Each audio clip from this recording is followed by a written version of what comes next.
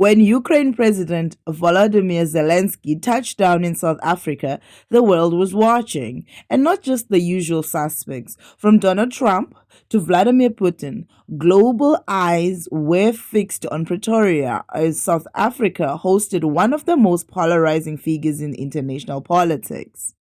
Zelensky arrived with a clear mission to push for stronger diplomatic backing and promote his peace plan to end the war in Ukraine.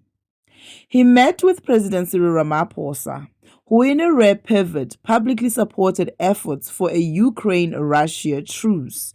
That alone was enough to send diplomatic shockwaves considering South Africa's often neutral stance leaning more towards Moscow than Kyiv. But the visit didn't go down smoothly. The SACP and MK party staged fierce protests against Zelensky's visit, accusing him of being puppet of the West and calling the visit a betrayal of South Africa's historical ties with Russia. Signs, songs, and struggle chants filled the streets as these factions voiced outrage over what they called an imperialist photo op. Inside government, too, Zelensky's presence stirred unease. While Ramaphosa played host, critics from within the ruling alliance warned that such a visit could damage South Africa's long-standing non-allied image, especially as BRICS dynamic loom large. In a dramatic turn of events, just as Zelensky was set to ramp up diplomatic talks and media engagements, Russia launched a massive overnight assault on Kyiv, targeting critical infrastructure and killing civilians. With his country under attack, Zelensky cut his visit short, flying back immediately to address the crisis at home.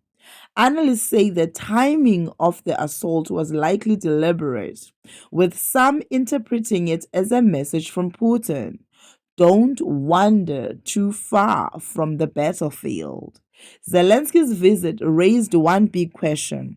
Is South Africa considering its position in the global power game? Some international commentators hail the visit as Pretoria's potential diplomatic pivot, signaling more openness to Western-aligned democracies.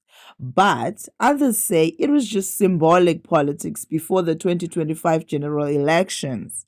South Africa's balancing act between Russia and the West continues to test its credibility on the global stage. As one Daily Maverick writer put it, Pretoria may have wanted peace, but instead it got protests, politics, and Putin's fury.